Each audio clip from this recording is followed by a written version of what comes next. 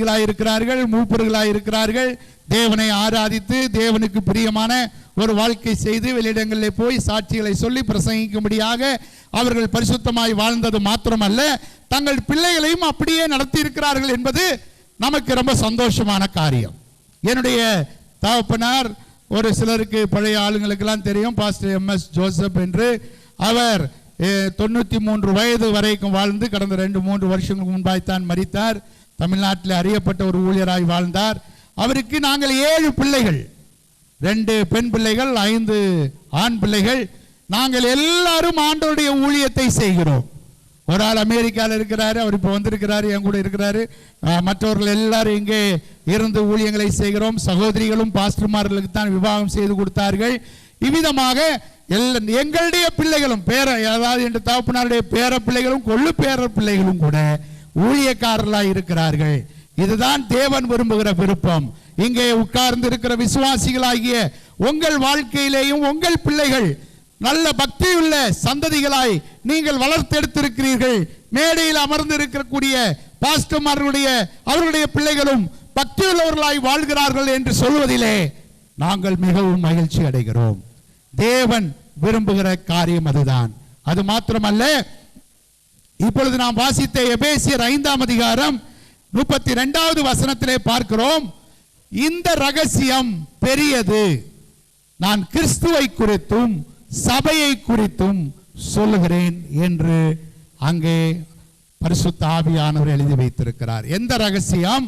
இதற்கு மேலே உள்ள பகுதிகளை நீங்கள் வாசிக்கும் பொழுது புருஷர்கள் மனைவி எப்படி வாழ வேண்டும் என்பதை சொல்லிவிட்டு, கணவன் மனைவியுடைய உறவுகளை குறித்து சொல்லிவிட்டு சொல்லுகிறார், இந்த ரகசியம் பெரியது.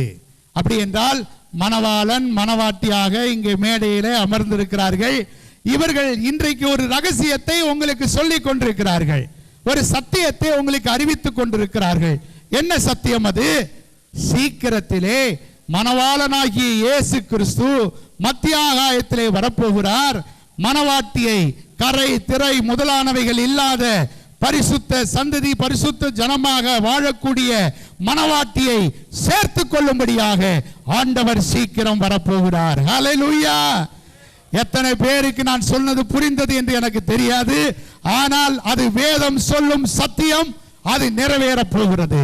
இந்த திருமணத்திலே எப்படி மணவாளன் வந்து மணவாட்டியோடு அவர் இணையும்படியான இந்த நேரம், அவர்களை சேர்த்து வைக்கிற ஒரு நேரம் வருகிறதோ, அதே போல மணவாளனாகிய இயேசு சபையாகிய மணவாட்டியை அவர் விவாகம் செய்து அவ்விதமாக யுகா யுகமாக அவரோடு கூட இருக்கும்படியான ஒரு பாக்கியத்தை மணவாட்டி சபையாகிய நாம் பெறப்போகிறோம். ஹல்லேலூயா!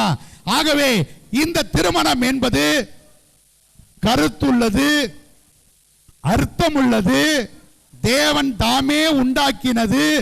ஆகவே எல்லாராலும் கனப்படுத்தக்கூடியது. இந்த திருமணம் வெற்றிகரமாய் இருக்க வேண்டும் என்றால் சில காரியங்களை நாம் செய்ய வேண்டும். இப்பொழுது நாம் வாசித்த எபேசியர் 5ஆம் அதிகாரத்திலே உள்ள வசனங்களை நீங்கள் வீட்டில் போய் வாசித்து பாருங்கள். அங்கே ஒரு திருமணம் வெற்றியாய் இருப்பதற்கு, சிறந்து இருப்பதற்கு என்ன காரணம் என்பதை அங்கே சொல்லி இருக்கிறதை பார்க்கிறோம். அங்கே நாம் பார்க்கிறோம், மனைவிகளே உங்கள் சொந்த புருஷருக்கு கீழ்ப்படியுங்கள். எப்படி நீங்கள் தேவனுக்கு கீழ்ப்படுகிறீர்களோ அதே போல உங்கள் சொந்த புருஷருக்கு கீழ்ப்படியுங்கள். கொலோசியர்ல சொல்லி இருக்கிறார், எபேசியர்ல சொல்லி இருக்கிறார். இந்த நிருபங்கள் எல்லாம் திரும்ப திரும்ப பவுல் சொல்லுகிறதை பார்க்கிறோம். அடுத்தபடியாக புருஷர்களுக்கு அவர் சொல்லுகிற ஆலோசனை, அந்தபடியே புருஷர்களே நீங்கள் உங்கள் மனைவிகளிடத்தில் அன்பு கூர்ந்து என்று சொல்லுகிறதை பார்க்கிறோம். அப்ப புருஷனுடைய பாகத்திலே செய்ய வேண்டிய ஒரு காரியம் அன்பு கூறுதல். அப்ப கீழ்ப்படுகிற மனைவி, அன்பு கூறுகிற புருஷன், அவர்கள் இருக்கிற இடம் குட்டி பரலோகம். அது வாழ்க்கையில வாழ்ந்தவங்களுக்கு தான் தெரியும். ஒரு பையன் திருமணம் பண்ண ரொம்ப ஆசையா இருந்தான். அவனுக்கு பொண்ணெல்லாம் பார்த்து ரெடி ஆக்கி கொண்டிருந்தாங்க. அப்போ பொண்ணு பார்த்து பேசி ரெடி ஆகி கொண்டிருக்கிற காலகட்டத்தில் அவன் ஒரு பெரியவரை சந்தித்தான். அவன்கிட்ட கேட்டான், ஐயா நீங்கள் வயசில் மூத்தவங்க, நான் ஒரு ஒரு ஒரு சந்தேகம் கேட்க போகிறேன், கேளு தம்பி அப்படின்னு சொன்னார். என்ன சந்தேகம்? அவர் சொன்னார், தம்பி சொன்னான், ஐயா ஐயா எங்கள் வீட்டில் பொண்ணு பார்த்துருக்குறாங்க, நான் சீக்கிரத்தை கல்யாணம் முடிக்க போகிறேன் அப்படி சொன்னான். ஏண்டா நல்லா தானே இருந்த, உனக்கு ஏண்டா இந்த பம்பு, கல்யாணம்ன்றது குட்டி நரகண்டா. என்னய்யா அப்படி சொல்லிட்டீங்க? ஆமாம், நரகத்தில் எப்பயும் அழுகையும் பற்கடிப்பும் இருக்குன்னு சொன்ன மாதிரி கல்யாணம்னா அப்படித்தாண்டா இருக்கும் அப்படின்னு சொன்னாராம். ரொம்ப சோர்ந்து போயிட்டான். கல்யாணம்னா என்னமோ நினச்சான், ரொம்ப நல்ல காரியம்னு சொல்லுவாங்கன்னு பாராட்டுவாங்கன்னு நினச்சான். இவனுக்கு ரொம்ப சோர்வாக போச்சு. கொஞ்ச நாள் கழித்து அவருக்கு தெரிஞ்ச இன்னொரு நண்பரை பார்த்தார், ஒரு வயசானவர். அங்கிள் அங்கிள் நான் திருமணம் பண்ண போகிறேன், நீங்கள் என்ன ஆலோசனை சொல்கிறீங்க? அவர் சொன்னார், டேய் நல்ல காரியம்டா நீ செய்கிறது, திருமணம் என்பது குட்டி பரலோகண்டா அப்படின்னார். அவனுக்கு அப்படியே ஸ்டன் ஆகிட்டான். என்ன அங்கிள் இப்படி சொல்கிறீங்க? நான் இன்னொரு அங்கிள்கிட்ட கேட்டேன், அவர் சொன்னார் குட்டி நரகம்னாரு, நீங்கள் குட்டி பரலோகன்றீங்களே, என்ன விஷயம்? அப்போ அவர் சொன்னார், ரெண்டுமே உண்மைதான்டா. கீழ்ப்படியாத மனைவியும் அன்பு கூறாத புருஷனும் எங்கே இருக்கிறாங்களோ அங்கே அழுகையும் பற்கடிப்பும் இருக்கும், அது குட்டி நரகமா இருக்கும்டா. ஆனா கீழ்ப்படுகிற மனைவி அன்பு கூறுகிற புருஷன் இருக்கிற இடம் அது குட்டி பரலோகம். உன் வாழ்க்கை பரலோகம் மாதிரி இருக்கட்டும்டான்னு சொல்லி அவனை ஆசீர்வதிச்சாராம். அது மிக மிக உண்மை. நீங்க எத்தனை பேர் குட்டி நரகமா இருக்கிறீங்களோ இல்ல குட்டி பரலோகமா இருக்கிறீங்களோ எனக்கு தெரியாது. ஆனால் ஒன்றை நான் சொல்லிக் கொள்கிறேன், நீங்கள் இந்த தேவ வசனத்தின்படி வாழும்படியாய் உங்களை இந்த மாலை வேளையில் கூட அர்ப்பணிப்பீர்கள் என்றால் உங்கள் வாழ்க்கை குட்டி பரலோகமாக மாறிவிடும் என்று நான் தைரியமாய் சொல்ல முடியும். ஏனென்றால் என்னுடைய வாழ்க்கையிலே நான் அதை அனுபவித்திருக்கிறேன். எங்களுடைய முற்பிதாக்களுடைய வாழ்க்கையிலே நாங்கள் அதை கண்டிருக்கிறோம். இங்கே இருக்கிற ஊழியக்காரர்கள் அநேகர் அப்படிப்பட்ட சாட்சியை சொல்வதற்கு அவர்களும் அதை ஆமோதிக்கிறார்கள். ஆகவே அருமையான தம்பதியரை பார்த்து நான் சொல்லிக் கொள்ள வேண்டிய ஆலோசனை, மனைவிகளே உங்கள் சொந்த புருஷனுக்கு கீழ்ப்படியுங்கள். அந்தபடியே புருஷர்களே உங்கள் மனைவிடத்தில் அன்பு கூறுங்கள். அன்பு கூறுகிறத குறித்து சொல்லிட்டு இங்க சொல்லப்பட்டிருக்கு. எப்படி அன்பு கூறணுமா? கிறிஸ்து சபையை நேசித்தது போல, சபையை நேசித்து கல்வாரி சிலுவையிலே இயேசு மரித்தாரே தன்னுடைய மனவாட்டியை மீட்டெடுக்கும்படியாக, அதுபோல அன்பு கூற வேண்டும் என்று ஆண்டவர் விரும்புகிறதை நாம் பார்க்கிறோம். கடைசியாக சில வார்த்தைகளை சொல்லி சில வசனங்களை சொல்லி நான் முடிக்கப் போகிறேன். உங்கள் வாழ்க்கை ஆசீர்வாதமாக இருக்க வேண்டும் என்றால் நீங்கள் செய்ய வேண்டிய பிரதானமான 1-2 காரியங்கள். முதலாவதாக மத்தேயு எழுதின சுவிசேஷம் 6ஆம் அதிகாரம் 33வது வசனத்திலே நீங்கள் வாசிப்பீர்கள் என்றால் அங்கே நாம் பார்க்கிறோம், முதலாவது தேவனுடைய ராஜ்யத்தையும் அவருடைய நீதியையும் தேடுங்கள், பின்பு இவைகள் எல்லாம் உங்களுக்கு கூட கொடுக்கப்படும். முதல் இடம், நல்லா கவனிங்க தம்பதியர்கள், கவனிங்க. முதல் இடம் உங்க வாழ்க்கையில ஆண்டவருக்கு நீங்கள் கொடுக்க வேண்டும். அந்த முதல் இடம் ஆண்டவருக்கு கொடுக்கறத நீங்க விட்டுட்டீங்கன்னா உங்க வாழ்க்கை கன்ஃபியூஷனா போயிடும். நீங்க ஆசீர்வதிக்கப்படணும்னா, நீங்க சாட்சியாய் வாழணும்னா உங்க வாழ்க்கையில இயேசுவுக்கு முதல் இடம், உங்க வீட்டினுடைய தலைவர் இயேசுவாய் இருக்க வேண்டும். அப்படிப்பட்ட வாழ்க்கை செய்யுங்கள், கர்த்தர் நம்மை ஆசீர்வதிப்பார். அடுத்தபடியாக 1 தீமோத்தேயு 6ஆம் அதிகாரம் 6வது வசனம், அங்கே நாம் பார்க்கிறோம், போதும் என்கிற மனதுடனே கூடிய தெய்வ பக்தி மிகுந்த ஆதாயம். அதை நல்லா நம்ம தமிழ்ல சொல்லுவோம், போதும் என்ற மனமே பொன் செய்யும் மருந்து அப்படின்னு. அப்போ திருமண வாழ்க்கையில ஆரம்பிக்கும் போதே எல்லாமே வேணும்னு நம்ம நினைக்க கூடாது. சிலர்லாம் பார்த்தீங்கன்னா கல்யாணம் ஆன உடனேயே கார் வேணும், வீடு வேணும், அப்பார்ட்மெண்ட் வேணும், அது வேணும், இது வேணும், நம்ம போய் நம்ம 2 பேரும் சம்பாத்தியம் பண்ணுறோம், நம்ம போய் இன்ஸ்டால்மெண்ட்டில் வாங்கிடலாம், எல்லாத்தையும் நம்ம கட்டி அடைச்சிடலாம் அப்படின்னு சொல்லிட்டு பிளான் பண்ணி எல்லாம் செய்வாங்க.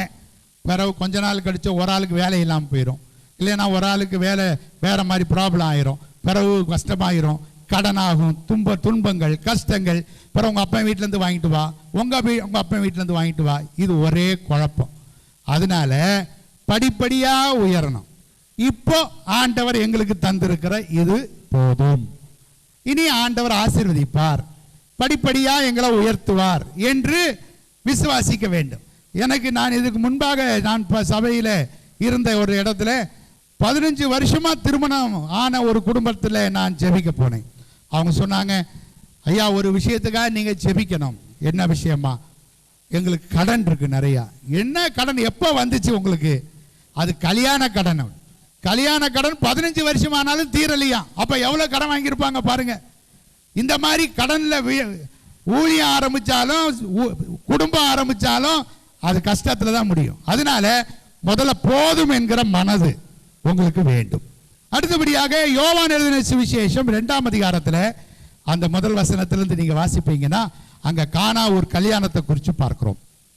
அந்த கானா ஊர் கல்யாணத்தில் அங்கே வாசிக்கிறோம், இயேசுவும் அவருடைய சீஷர்களும் அந்த கல்யாணத்திற்கு அழைக்கப்பட்டிருந்தார்கள்.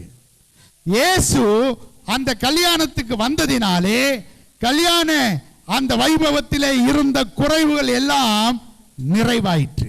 திராட்சரசம் குறைந்து போயிற்று, இல்லாமல் போயிருச்சு. உடனே எல்லாரும் அங்க இங்க ஓடுறாங்க.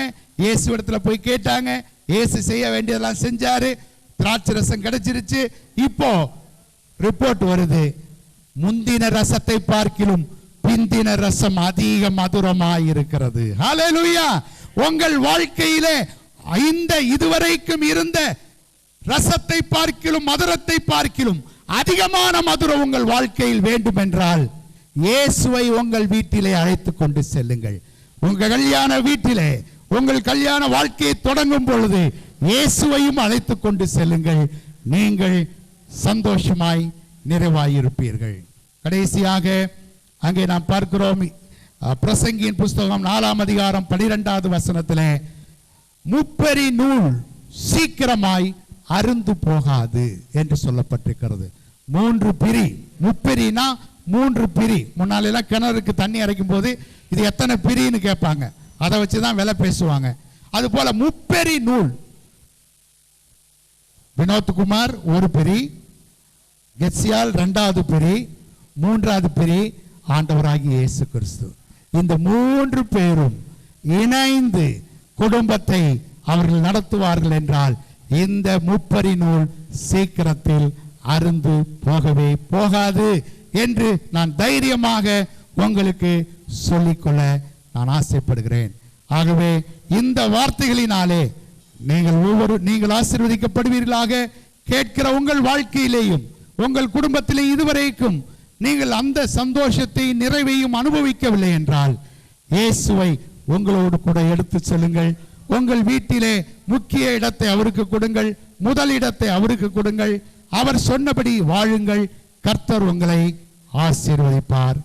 ஆமென், ஆமென். ஹல்லேலூயா.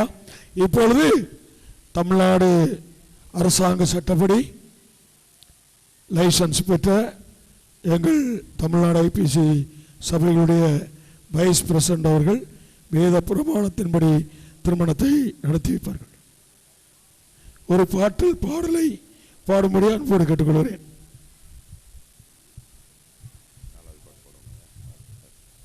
பாட்டுத்தாளிலே 4வது பாடலை நாம் பாடுவோம். ஆசீர்வதியும் கர்த்தரே ஆனந்தம் மிகவே. ஆசீர்வதியும் கர்த்தரே ஆனந்தம் மிகவே, நேசபுதியும் சுத்தரே நித்தம் மகிழவே, விசிரோவான ஜோதி கதிரிங்கே மெஸ்ஸியாயின் மணவாளனே, ஆசாரியரும் பன்ராஜனும் ஆசீர்வதித்திடும் இம்பன மக்களோ என்றும் ஏமென்றும் தந்தேரோ உம்மையே கண்டும்